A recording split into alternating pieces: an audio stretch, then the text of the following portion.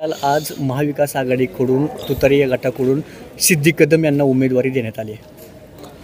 त्यांचे वडील या मतदारसंघाचे आमदार होते आणि त्यांनी पाठीमागील कालावधीमध्ये अपक्ष म्हणून निवडणूक लढवली होती. त्यांनी 2019ला त्यांना 22,000 मतं पडले होते. वास्तविक पाहता ते त्यावेळेस जेलमध्ये होते.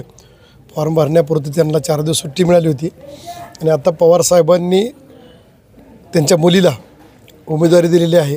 त्यामुळे त्यांचं मतदारसंघाच्या वतीनं स्वागतच केलं पाहिजे त्यांचं की बाबा एक समोरील उमेदवार फायनल झाला, उद्यापासून समोरासमोर काम करायला आपण निवांत झालं.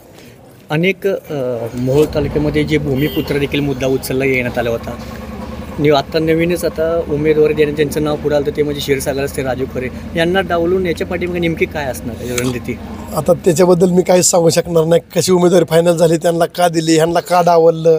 आता ह्यांना डावललं म्हणजे नक्कीच ह्यांच्यापेक्षा ते उमेदवार सरस असणारच ना, त्याच्यामुळे ह्यांना डावललं गेलं असं म्हणायचं. 2019च्या निवडणुकीमध्ये प्रचाराची धुरा देखील रमेश कदम यांच्या मुलीनं सांभाळली गेली होती. त्याचा कुठेतरी फायदा होईल त्यांच्या पक्षाला असं होईल? नाही, त्या मुलीने या 19ची उमेदवारीच्या टायमिंगला ते वडिलांची उमेदवारी मिळाल्यानंतर त्या मुलीनेच प्रचार या ठिकाणी केला होता. त्याचा नक्कीच त्या मुलीला फायदा होईल. नाही, त्यांनी 2000 आत्ताच्या लोकसभेच्या निवडणुकीमध्ये त्यांचीच वडील असलेल्या वडिलांनी भाजपमध्ये भूमिका साकारली होती, त्यांना पाठिंबा दिला होता. आता तुतारीकडून त्यांनी यश कसं म्हणजे जनतेला नक्की कळतं की कोण कुठं जातं आहे, कोण कुणाला पाठिंबा देतं आहे, कोण कुठल्या उद्देशाने पाठिंबा देतं आहे, कुठल्या घटकाबरोबर काम केलं जातं, हे आता सर्व मतदार जाणत आहे. त्यामुळे ते नक्की त्याची बेरीज वजाबाकी कशा पद्धतीने करून त्याचा हिशोब बरोबर करेल, हे जी खात्रीशीर गोष्ट आहे. आपल्याला अपेक्षित होतं की सिद्धी कदम यांना उमेदवारी मिळेल? नाही, मला वाटत होतं की संजय क्षीरसागर यांना उमेदवारी मिळेल, परंतु कदमांच्या मुलीला उमेदवारी मिळाली सिद्धीला, हे अनपेक्षितच आहे. वास्तविक पाहता ते जेलमध्ये गेले म्हणजे ते त्यांच्या कर्माने जेलमध्ये गेले होते. ते त्या ठिकाणी काय मतदारांचं काय त्याच्यामध्ये सहभाग कुठला नव्हता की त्यांनी नाराजी पत्करणं किंवा त्यांनी त्याच्यावरती काय चिंतन करणं. कारण त्यांच्या त्या महामंडळाच्या घोटाळ्यामध्ये त्यांना आत घातलं होतं. त्याच्यामध्ये त्यांनी 8 वर्ष शिक्षा भोगली आणि 8 वर्ष शिक्षा भोगल्यानंतर त्यांना उमेदवारी देता येत नाही म्हणून त्यांनी त्यांच्या मुलीला उमेदवारी दिलेली आहे. सिद्धी कदमची उमेदवारी तुम्हाला आव्हानात्मक वाटते का? नाही, आव्हानात्मक किंवा नाही, विरोधक हे विरोधक असते, त्याच्याबद्दल आपण त्या पद्धतीने इलेक्शन खेळलं पाहिजे. आपण त्यांना आव्हान बी स्वीकारलं नाही पाहिजे आणि निग्लेक्ट बी केलं नाही पाहिजे. एक उमेदवार या नात्याने आपण त्यांच्याबरोबर निवडणूक चांगल्या प्रकारे खेळू. या माहितीप्रमाणे पाठीमागील 5 वर्षामध्ये मीही कधी रमेश कदमांवरती टीका केली नाही आणि रमेश कदमांनी सुद्धा माझ्यावरती कधी टीका केली नाही. आणि आता त्यांची मुलगी उभा राहणार आहे. त्यांची मुलगी काय, माझी बहीण काय, मुलगी काय, हे सर्व गृहीत धरून मी त्या मुलीवरती कुठल्याही प्रकारची टीका करणार नाही. मी तुम्हाला आजच सांगतो, मी फक्त 5 वर्षातील माझ्या विकास कामांबद्दल आणि पुढच्या 5 वर्षामध्ये मी काय काम करणार याच्यावरतीच मी भर देईल.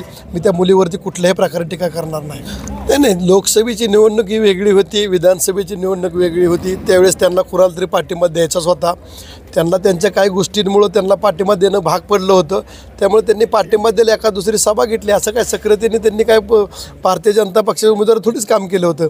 त्यांनी मोहोळमध्ये एक सभा घेऊन पाठिंबा देऊन टाकला आणि मोहोळ तालुक्यातील कोरोली या ठिकाणी एखादी सभा घेतली. याच्या व्यतिरिक्त त्यांनी कुठल्याही प्रकारचा प्रचार केला नव्हता. आणि जर प्रचार जरी केला असेल तरी तो रिझल्ट तुम्हाला सर्वांना दिसूनच आलेला आहे ना. नाही, मोहोळमध्ये कुठलेही आंदोलन अपर तहसीलसारखं आंदोलन देखील झालं होतं, पण रमेश कदम यांनी देखील कुठेही याबाबत कुठेही उल्लेख केला नव्हता, सहभाग घेतला नव्हता संघर्ष समितीमध्ये. त्याचा कुठेतरी फायदा होईल की तोटा होईल असं वाटतं? मी आपल्याला सांगतो ना, पाठीमागील 5 वर्षामध्ये रमेश कदमांनी माझ्यावरती किंवा राजन पाटलांवरती कधीही टीका केली नाही. आणि मीही 5 वर्षामध्ये त्यांच्या पाठीमागील कामाबद्दल किंवा त्यांच्या कृत्याबद्दल कुठल्याही प्रकारचं आम्ही भाष्य केलं नाही. त्यामुळं इथून पुढच्या कालावधीसुद्धा आम्हाला त्यांच्यावरती बोलण्याचं, त्यांना काय बोलायचं ते ठरवतील, पण मला टीका करण्याची गरज नाही. कारण मी 5 वर्ष एवढी कामं केलेत. मला कामं सांगायची प्रत्येक गावात म्हटलं तरी माझं भाषणाचा काल वेळ संपून जाते, एवढे कामं आहेत.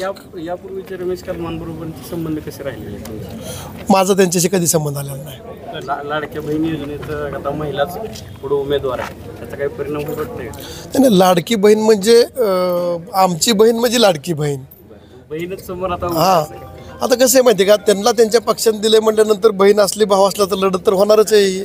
त्यामुळे कुठल्या सरकारने, महायुतीने लाडकी बहीण तयार केलेली योजना, ही महाविकास आघाडीने लाडकी बहीण केलेली नाही. त्या बहिणी महायुतीची कुठल्या पक्षाचा उमेदवार आहे, भाजपचा आहे, शिवसेनेचा का राष्ट्रवादी काँग्रेस पक्षाचा? राष्ट्रवादी काँग्रेस पक्षाचा उमेदवार मी आहे. त्यामुळे आमच्या लाडक्या बहिणी आहेत, त्यांच्या नाही. लोकसभेच्या आता मी तुम्हाला सांगतो, मी कदमांबद्दल किंवा त्यांच्या मुलींबद्दल बोलणार नाही. परंतु ते छाती फाडू फाडू जी बोलत होते ना की स्थानिक उमेदवार पाहिजे, स्थानिकाला पाहिजे, आता ते काय भूमिका घेणार ते मला पाहायचं या. तसं पाहिलं तर स्थानिक उमेदवार आता ती माझा प्रचार करणार का ते बघायचे मला. आता त्यांनी काय भूमिका घेतली होती की आपल्याला स्थानिक उमेदवाराचा प्रचार करणार आहे. आता मी मुंडेवाडीचा हे आहे, शेतकरी आहे. मी मुंडेवाडीत माझं मतदान आहे. मी लोकसभेला मतदान केले. ह्यांनी छाती फाडू फाडून बाहेर सारू काय म्हणले, स्थानिकच उमेदवार पाहिजे, स्थानिक उमेदवाराला मतदान करायचे. आता मी वाट बघतो की ती माझा प्रचारला कधी येणार आहे ती आणि स्थानिक उमेदवाराचं काम कधी करणार आहे. ओके. बरोबर.